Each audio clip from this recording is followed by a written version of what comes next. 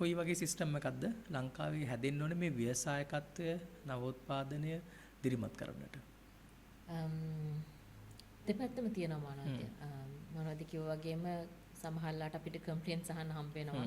ඒ වගේම තමයි ගොඩක් හොඳ දේවලුත් තියෙනවා. දැන් මම අර කිව්වා වගේම ඒ තොප්පිය අර අධ්‍යාපනය කියන තොප්පිය පොඩ පැත්තකින් තියලා කලින් මම කරපු රැකියාවත් එක්ක සංසන්දනය කරලා බලලා මේකේ අර බර කරලා බැලුවොත් ලංකාව කියලා කියන්නේ මම හිතනවා ව්‍යවසායකෙක්ට ඇත්තටම හොඳ රටක්. ඒ කියන්නේ ව්‍යවසායක වෙන්න ඉන්න පුද්ගලයෙක්ට මොකද ඕන තරම් ප්‍රශ්න තියෙනවා ලංකාවේ. ප්‍රශ්න තියෙනත් එපෑනේ විසඳන්න. ඉතින් ඒ නිසා ගොඩක් ඔපචුනිටිස් වැඩි. අනික ලංකාවේ තියෙන ප්‍රශ්න සමහර ඒවා ලංකාවටම ආවෙනික දේවල් නෙවෙයි. මේ සවුත් ඒෂියන් කන්ටෙක්ස්ට් එකටම ඇප්ලයි වෙන ප්‍රශ්න ගොඩක් තියෙනවා. ඉතින් ඒ අතින් ගත්තාම ඔපචුනිටිස් වැඩි. බැයි අර කිව්ව විදිහට ලංකාවේ තියෙන සිස්ටම් එක ව්‍යවසායකයෙක්ට සුදුසුද කියන එක ගත්තොත් එන්න දියුණු වෙනවා.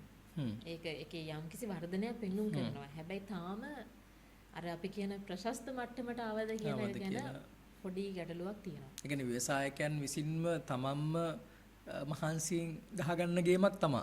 එහෙමද? නැත්තම් ගොඩක් වෙලාවට 80ක් 90ක් මෙහෙම තමයි. එහෙම තමයි තියෙන්නේ. මොකද එකක් තමයි දැන් අපි කියනවනේ අර ස්ටාර්ට්අප් ඉකෝසිස්ටම් එකක් කියලා. එතන මුළු පද්ධතියම මේකත් එක්ක එකතු වෙන්න ඕනේ. සමහර තැන්වල ගොඩක් අඩුපාඩු තියෙනවා. අපි හිතනවා early stage funding ගත්තාම ලංකාවේ early stage funding තිබ්බෙම නැති තරම්. දැන් මීට අවුරුදු 4කට විතර කලින් ගත්තොත් ඇත්තටම ලංකාවේ තිබ්බ හැම දෙකක් වගේ තමයි early stage funds ගන්න පුළුවන්. ඉතින් එහෙම ගත්තාම ඒකත් හරියට ගත්තොත් උපරිම මේ මිලියනයක් වගේ ගන්න පුළුවන්. ඉතින් සමහර ව්‍යාපාර වලට මුලදී අර අපි කියන්නේ සර්වයිව් වෙන්න බේරිලා ජීවිතයකට ගහගන්න ඒක මදි. කීප දෙනෙක්ට සැලරි එකක් දීලා එහෙම කරගන්න වැඩේ කරගන්න අමාරුයි. අනික ඉන්න ඉන්ඩස්ට්‍රි එක අනුවත් ඒක ප්‍රශ්නයක් නේ. හිතමු හෙල්ත් ටෙක් සොලියුෂන් එකක් නම් ඉනිෂියලි ප්‍රොටෝටයිප් එක කරන්න යන කොස්ට් එක එහෙම ගත්තාම මේ කියන early stage funding වල ගැටලුවක් තියෙනවා. අනිවාර්යයෙන්. ඒ වගේම තමයි ආයිමත් මේ මං කියන පද්ධතියම ගත්තාම ආයිමත් යනවා මේක අධ්‍යාපනයට. ඒක අතාරින්නම බෑ. අනිවාර්යයෙන්. මොකද අපි ව්‍යවසායකයෙක් විහි කරන්නේ. ඒ ඕන කරන ඒ පරිසරය නිර්මාණය වෙන්නේ. ඔක්කොටම වඩා වැදගත් වෙන දේ තමයි ව්‍යවසායකයාගේ තියෙන මානසික මට්ටම. ඒ තියෙන මෙන්ටැලිටි එක ඔන්ටර්ප්‍රිනර් අපි කියන ඔන්ටර්ප්‍රිනරියල් මයින්ඩ්සෙට් එක. ඒක බිල්ඩ් වෙලා තියෙනවාද කියලා. අපිම දන්නවා කොම්පිටිෂන් එකකට ගියාම නැත්තම් මොකක් හරි ඔය වගේ තියෙන පිචින් සෙෂන් එකට ගියාම ගොඩක් වෙලාවට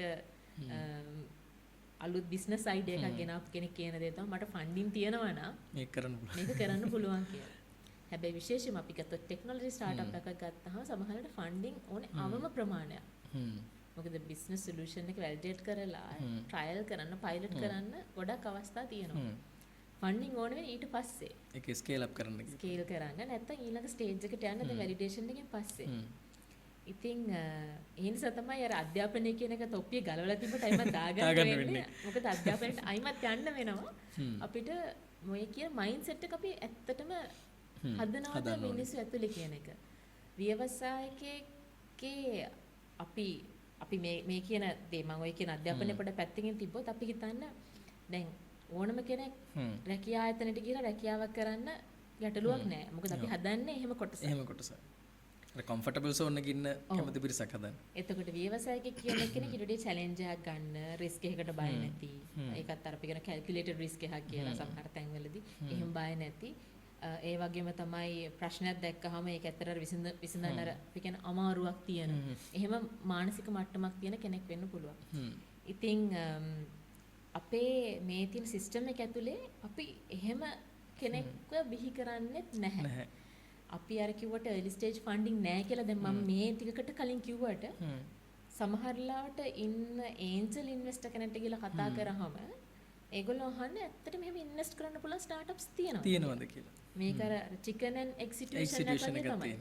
ඉතින් ඒ නිසා අපි ෆන්ඩින්ම කියන එක නෙවෙයි තියෙන ලොකුම ප්‍රශ්නේ. අපි හැමෝම කතා කරන ෆන්ඩින් මදි කියලා. ඒක නෙවෙයි ලොකුම ප්‍රශ්නේ.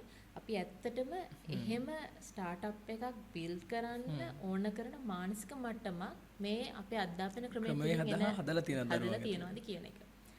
අනික් දේ තමයි අපේ සිස්ටම් එක ඇතුලේ තව කරන්න ලොකු වෙනසක්.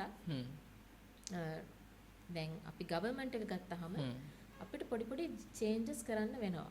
මොකද ලංකාව කියලා කියන දූපතක් ඉන්නේ 20 මිලියන් පොපියුලේෂන් එක. එතකොට මිලියන 20ක පොපියුලේෂන් එකක් ඇතුලේ ඒගොල්ලන්ට මාකට් ඇඩ්වාන්ටේජ් එක පෙනෙට්‍රේෂන් එක ගන්න අමාරුයි. ඉතින් රටෙන් එලියට යන සල්ලි දැන් ගොඩක් වෙලාවට ලංකාවේ ව්‍යවසාය කරන්නේ රටෙන් එලියට යනවා. බිස්නස් එක ගිහලා රෙජිස්ටර් කරනවා. ඉතින් ඊට වඩා හොඳයි අතට ටැක්ස් බෙනිෆිට්ස් දෙන්න පුළුවන් නම් මේ ස්ටාර්ට්අප්ස් සල්ලි දෙනවට වඩා පටන් ගන්න බිස්නස් එකකට ටැක්ස් බෙනිෆිට් එකක් දෙන්න පුළුවන් නම් ඒක ඇත්තටම අන්තිමට ලංකාවට මේ සල්ලි ටික මේ මිනිස්සු ගෙනල්ලා දෙයි. මෙතන ටැක්ස් එකෙන් හම්බෙන මුදල වගේ විශාල ගුණයක් මම හිතන්නේ බිස්නස් එක ග්‍රෝ වුණොත් රටට විදේශ විනිමය විදිහට ගලා එන අවස්ථාවක් දොරටුවක් තමයි එතන අනිවාර්යෙන් තියෙන්නේ.